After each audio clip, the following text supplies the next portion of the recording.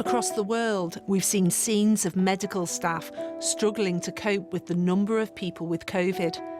Vaccines are a critical tool in the battle against the illness, but there's inequitable distribution. Less than 0.3% of vaccines have reached those in low-income countries. There aren't currently enough vaccines made to go around, and many countries in short supply want to make their own. Provisions in international trade law, known as TRIPS flexibilities, allow countries to get around patents to allow for this. And tomorrow, the World Trade Organization will meet to discuss how to make it simpler to overcome monopolies on vaccines. But there's fierce disagreement between countries about their use. This map shows countries that have been opposed to any waivers on patents. It includes the UK, the European Union and Japan, and those that are for, which are largely low and middle-income countries. But Newsnight has seen a copy of a newly agreed WHO resolution, and for the first time there's agreement from all countries that these World Trade Organization discussions on patents and monopolies are a crucial part of increasing vaccine supplies. Really, ultimately, what we're seeing is an effort to protect the monopoly profits that these companies can make from this technology. We need to listen to what those countries have been telling us for months. India asked for these monopolies to be broken in October last year. We've been fighting that since then. What we could be seeing in India right now, if we'd said yes, we may be seeing less deaths on the streets of India today than we are. And we see in this document the first time really reference to those conversations around monopolies at the World Trade Organization, showing that countries are beginning to accept that that has to be a part of the solution to this problem. But some powerful voices deeply involved in the COVID response are strongly opposed to any waiver on patents. Bill Gates is one of those. He has met with US trade representatives this week to air his concerns. The thing that's holding things back in this case is not intellectual property. There's not like some idle vaccine factory with regulatory approval that makes magically safe vaccines. You've got to do the trials on these things, and every manufacturing process has to be looked at in a very careful way. There's all sorts of issues around intellectual property having to do with medicines, but not in terms of how quickly we've been able to ramp up the volume here. And biotech industry representatives think that waiving patents won't achieve much. Transferring the knowledge is too complex and will take too long. I think you have to test how easy it is to actually scale up and manufacture some of these novel types of vaccines. It's not easy. It hasn't been easy in the rich world, and diverting resources to teaching people to do that de novo means that you'd have to take things that are in the supply chain at the moment and move them over to untested facilities with new people doing it, which I think would both divert, slow down the production of vaccines. Instead, philanthropic organisations, including Bill Gates, have placed their faith in making financial donations to buy existing vaccines for poorer countries. During a time of artificial supply scarcity, charity and philanthropy are no match. What's needed instead is a policy solution like the TRIPS waiver alongside concerted technology transfer to manufacturers in low and middle income countries, as well as investment in expanding manufacturing capacity beyond what Big Pharma has decided it wants to invest in. For some, there's a sense we've been here before. At the turn of the century, grassroots activists fought for affordable access to antiretroviral drugs to treat HIV in low and middle-income countries. And activists are now turning their attention to COVID vaccines. It took activism around the world for years demanding that human life be put first, ahead of the patent rights of multinational pharmaceutical companies. We're in a remarkably similar situation of catastrophe brought about by a supply scarcity that never had to visit us to begin with. With all to play for in vaccine supplies, and with many lives depending on the outcome, whose influence will prove to be the strongest? Deb Cohen reporting. Earlier, I spoke to Mary Robinson, former President of Ireland and Chair of the Elders, a group of world leaders and public figures. She's one of the lead signatories of a letter calling on President Joe Biden to support a waiver of patent rules on international vaccines. I started by asking her why she wants this. The Elders that I'm chair of are very pleased that the Biden administration seems to be supportive of a waiver of the TRIPS intellectual property protection, which gives a lot of money to pharmaceutical companies. But people are dying. People need vaccines. We need a huge southern manufacturing of vaccines. And 100 countries have supported the appeal by South Africa and India to the WTO. It is like the time of HIV at its worst, when we had a waiver of TRIPS for the antiretroviral drugs, the ARVs, and it made such a difference. It was life-saving. We have to be on the side of humanity and life-saving in a crisis.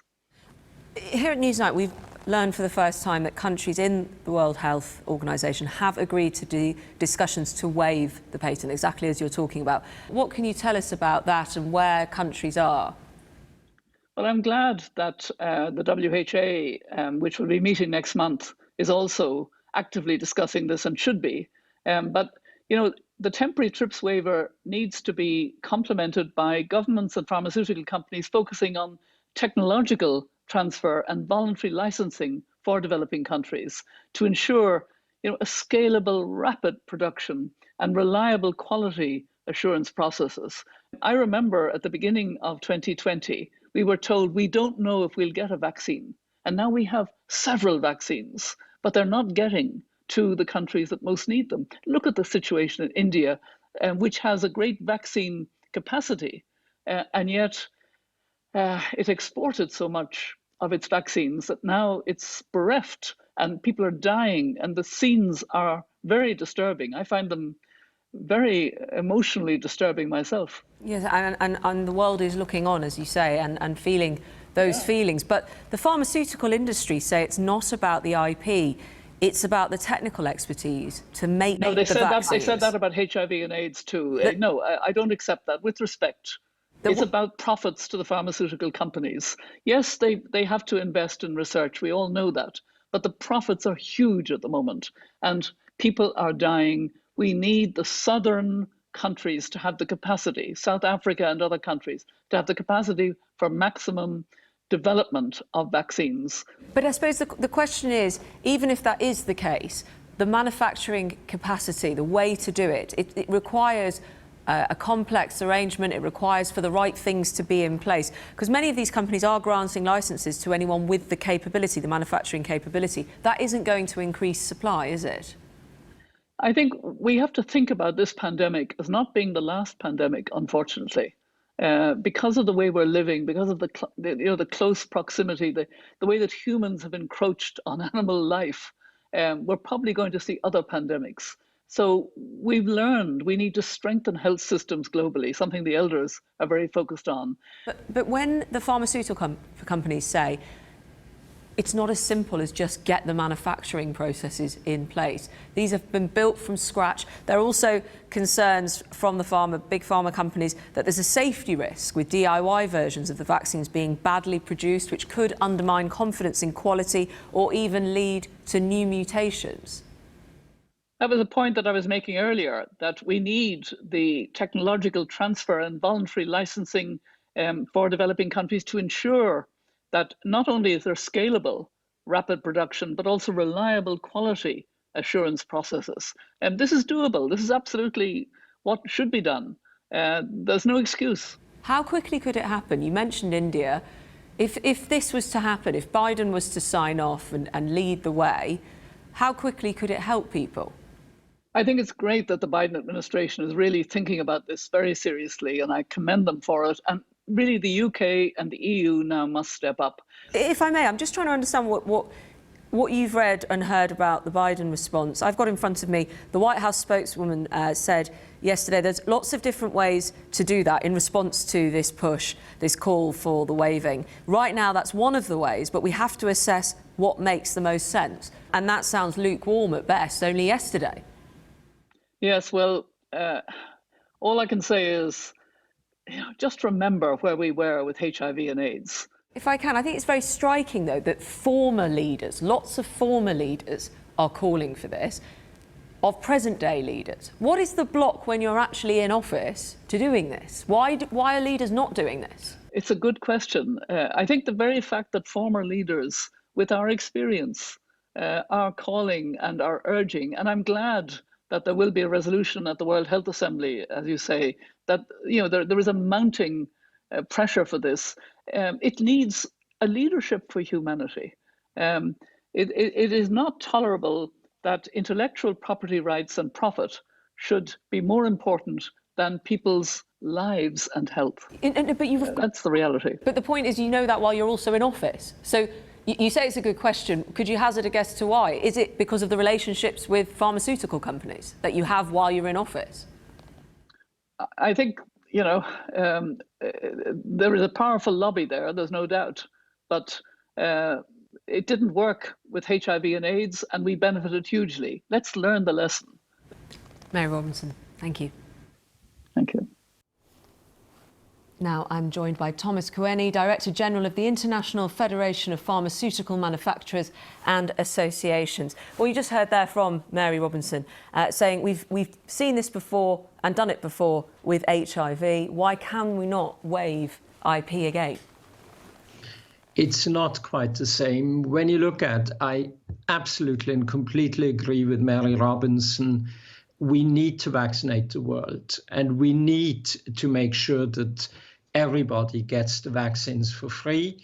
This is quite a different situation from HIV/AIDS, where it took almost 10 years before the antivirals reached the patients in sub-Saharan Africa.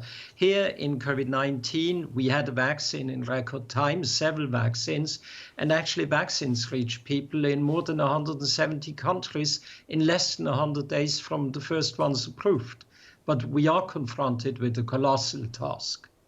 Sorry, so therefore it should be better, shouldn't it? You're almost bragging there, saying, look how far we've come very, very quickly. And yet we now know that the countries are coming together to say, get rid of these licenses, get rid of this IP. Look, we knew last year that the demand for COVID-19 vaccines, if we would find effective and safe ones, would be huge. Pre-COVID-19, global vaccine capacity was 5 billion doses. Here we talk about 10 billion doses needed this year, which means trebling global vaccine capacity. And the amazing fact is we are on track, and we are on track using what we know, the know-how. Vaccine manufacturing is extremely complex. Taking away the patents wouldn't give you a single additional dose. Mary Robinson here vastly underestimated the complexity of vaccine manufacturing. When you look, for example, at the Pfizer-BioNTech vaccine, you need 280 ingredients from 86 different suppliers, which have to go through 19 different countries. We do have bottlenecks, and we knew that we would have bottlenecks, and we tackled them. We need to tackle them. They are about trade barriers. We welcome WTO, for example, calling out on the US with the Defense Production Act and other countries to allow free trade. We welcome CEPI, the Coalition on Epidemic Preparedness, to intervene here. So just to come in there, though, it's not just Mary Robinson. Other countries are now calling for this, who will be familiar with what you're talking about. Not everybody, as you put it, will have underestimated what's needed for manufacturing. There will be people paid to look at this in detail. And I suppose what I wanted to put to you is, do you feel in the pharmaceutical world that you are doing everything you can to transfer technological knowledge to roll out manufacturing? it's happening on an unprecedented scale. And Mary Robinson rightly said you need manufacturing capacity in the South. And what you see right now, it's really collaboration. Companies have signed 275 partnerships, some of them going back as far as March last year. You have partnerships between AstraZeneca Oxford with Serum Institute of India, Johnson & Johnson with Aspen in South Africa, with Biological E in India. These partnerships are happening, but what you have to realize, waiving the patent might give you the blueprint for vaccine, but it wouldn't give you the know-how, the knowledge transfer, the joint training of the skilled workers. That's happening on a large scale voluntarily. And we have seen new partnerships coming up. We are in the same boat with the developing country vaccine manufacturers, everyone. So why are these countries calling for it? Why are these countries and all these former world leaders, they can't all be wrong, can they? Look, for most complex problems, there's usually a simple answer. Sadly, the simple answer is often wrong. That's the case here. What we need is tackle the bottlenecks, scarcity of supply chains, the raw materials, the ingredients. We need to tackle the trade barriers, and we really need to leave no stone unturned to further scale up manufacturing. We are on track for the 10 billion, which is amazing. If that happens, the world could reach herd immunity by March next year. We always knew that this would not be possible within months. We knew that there would be problems. What we also need is we need more solidarity from the rich countries to share the vaccines they have. I personally feel it's unjust to see young and healthy 20-year-olds or even 16-year-old people vaccinated in the US, and the US doesn't allow a single dose out of the US before the end of July at least. We do need to have more really sharing through the COVAX, the partnership of WHO, Gavi, UNICEF and CEPI. Thomas Cohen, thank you very much.